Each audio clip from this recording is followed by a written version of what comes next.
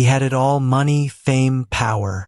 But one night, he made the worst choice of his life, betting that he could marry any woman his friends chose for him. The chosen one? An overweight schoolteacher. But when the truth came out, what she did would leave everyone speechless. Ethan Cole was known for never losing. That night, his friends decided to put that title to the test.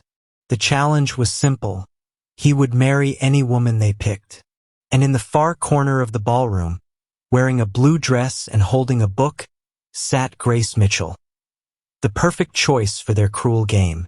The Empire Grand Hotel's ballroom glittered like a movie set.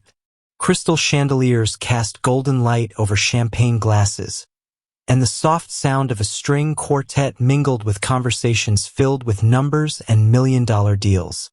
Ethan Cole, 32 years old, in a tailored suit and wearing a calculated smile, was the invisible star of the night. He had inherited a vast fortune, multiplied it through risky investments, and for the press, he was the perfect example of a man who had it all. But for those who truly knew him, Ethan carried another reputation. Arrogant, competitive, and incapable of losing, whether in business or in social games.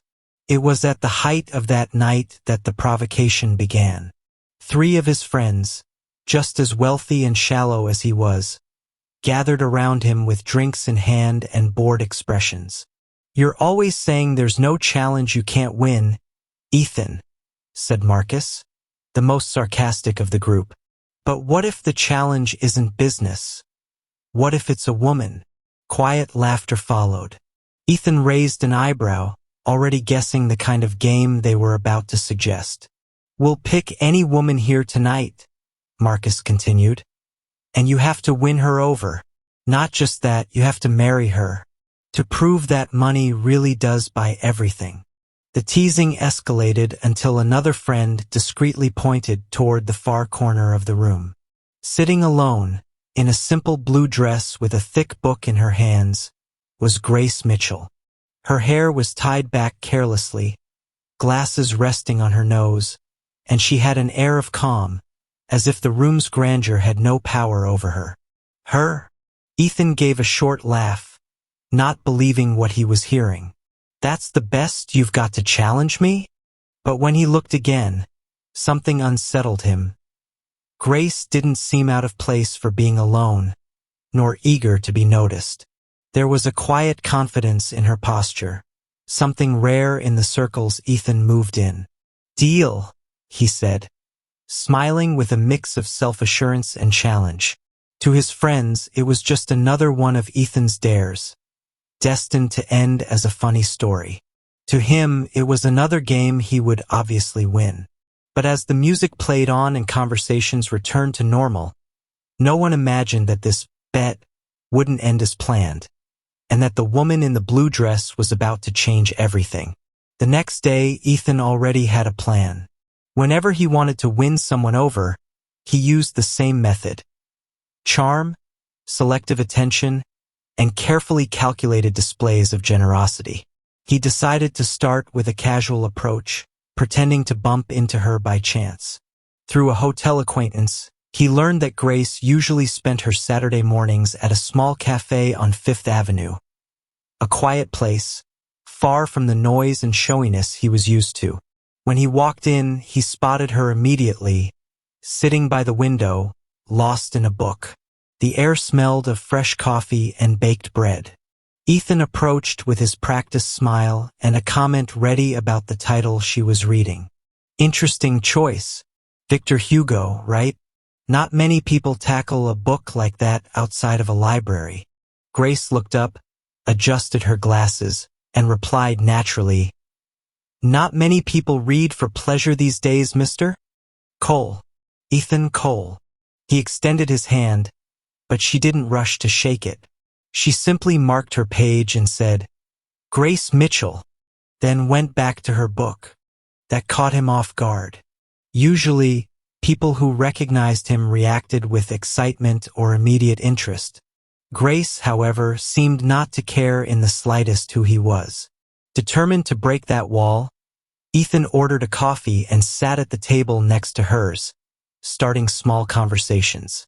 Over the first hour, he learned she was a literature teacher at a public school and took care of her ailing mother. She avoided talking about herself in terms of looks or status, but when she spoke about books, her voice lit up. Ethan realized this conquest wouldn't be so simple. Showing off his car, his expensive watch, or his powerful connections wasn't enough. Grace seemed to measure people by something he rarely offered: authenticity. As he left the cafe that day, Ethan felt strangely challenged. It wasn't just about winning the bet anymore. It was about understanding why this woman wasn't impressed by anything that, until now, had defined his world. He didn't know it yet, but this would be the first of many encounters that would shake the way he saw people and himself. The morning after their first meeting at the cafe, Ethan had already decided. He would win Grace over at any cost. But this time, it wouldn't be only for the bet. There was something about her that stirred his ego, and, oddly, his curiosity. Used to women who wanted to be noticed, he was now facing someone who seemed genuinely comfortable not being part of his world. He began showing up at the cafe every Saturday. At first, he sat at the table next to hers, making comments about the book she was reading or asking questions about literature. Grace answered, but never at length. She seemed to weigh every word, as if she could see right through the intention behind them. Over the weeks, though, their conversations began to stretch. One morning, Ethan surprised her by bringing a copy of To Kill a Mockingbird and asking her to autograph it. Grace laughed. "Autograph a book I didn't write? That's a first." He explained that he wanted to mark the day the best literature teacher he had ever met recommended his next read. She shook her head but wrote something on the first page. "Read slowly. This book is about understanding others." Little by little, Ethan began to learn fragments of her life. He discovered she gave extra lessons to underprivileged children on Sundays and cared for her mother, who had physical limitations, all on her own. Grace spoke of it naturally, never casting herself as a victim. That intrigued Ethan. He was used to people flaunting their hardships to gain sympathy. For his part, he revealed little about himself. He didn't want her to treat him differently because of his wealth. Grace knew he had money. His tailored suit, Swiss watch, and imported car made that clear. But he avoided mentioning figures or professional achievements. As their meetings continued, Ethan began to feel something that wasn't part of the plan. A genuine desire to be there, even without the bet. Yet the cruel reminder that it had all started as a game still haunted him. He told himself he was just being strategic, that the more he invested, the more convincing his victory would be. But deep down, he was starting to wonder if he was the one being won over. After months together, Ethan noticed the initial wall between them starting to crumble. Grace began accepting his dinner invitations, but always to simple places where she felt comfortable. She never asked for gifts, never tried to impress him, and that only made him more curious.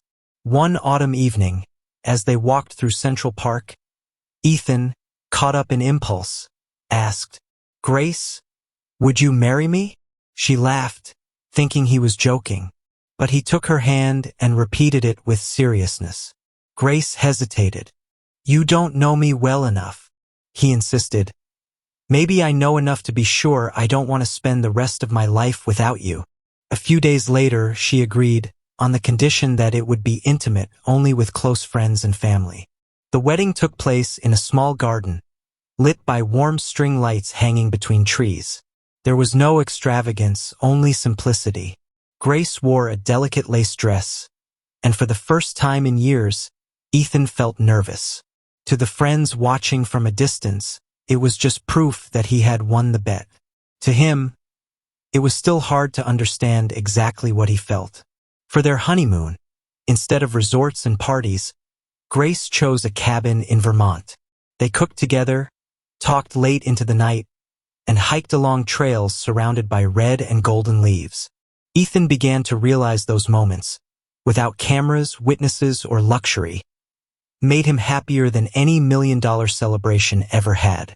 But like a silent shadow, the truth of the bet was still there. He knew that if Grace found out, everything could end. At the same time, part of him wished it had never started with a lie. And it was in that conflict that he returned to New York, unaware that the moment of truth was closer than he wanted to believe. It was a cold night in New York when Ethan and Grace were invited to a rooftop party at one of his old friends' penthouses. The event gathered the same crowd that had witnessed the infamous bet months earlier. Unaware of it all, Grace wore an elegant emerald green dress that lit up her smile. Ethan, however, was restless. The atmosphere felt heavy with unspoken intentions, and he noticed glances and whispers as soon as they walked in. Everything was going smoothly until Marcus, the same friend who had sparked the challenge, approached with a glass of whiskey and a poisonous smile. "So, Ethan, mission accomplished, huh? Who would have thought you'd take the bet so seriously?" Grace frowned. "Bet?" she asked, glancing between them. Ethan's heart pounded. "Marcus, this isn't the time or place." But Marcus cut him off. "She deserves to know, doesn't she? It was a game, Grace. A bet between us. Ethan would marry any woman we picked, just to prove money buys everything. And you, well, you were the one we chose." The silence that followed was suffocating. Soft laughter in the background felt like knives. Grace took a deep breath, her eyes shimmering, but her voice steady. "I already knew." Everyone froze. Ethan, stunned, stammered. "You knew?" She nodded. "From the very first day, something about you screamed fake. But for some reason, I decided to wait, to see if the man behind the ego would show up. And for a while, I thought he did." She turned and walked toward the door, leaving Ethan with a weight in his chest he hadn't felt since losing his father. That night didn't end with an argument. It ended in absolute silence. And as Ethan watched Grace disappear down the hallway, he understood something. There was something far worse than losing a bet, losing the only person who had made him feel human again. The following days were hollow. Ethan tried calling, texting, even showing up at Grace's door, but she wouldn't answer. Her absence wasn't just physical. It was as if she had taken the only part of him worth anything. For the first time, Ethan canceled $1 million meetings, stayed away from parties, and turned down invitations from his old crowd. When he looked in the mirror, he saw the reflection of a man who had always prided himself on winning, but now had no idea what to do with defeat. A week later, he learned Grace was running a fundraiser to renovate a public school library. Without warning, Ethan showed up, not with a big check, but with his own 2 hands. He carried boxes of books, painted walls, organized shelves.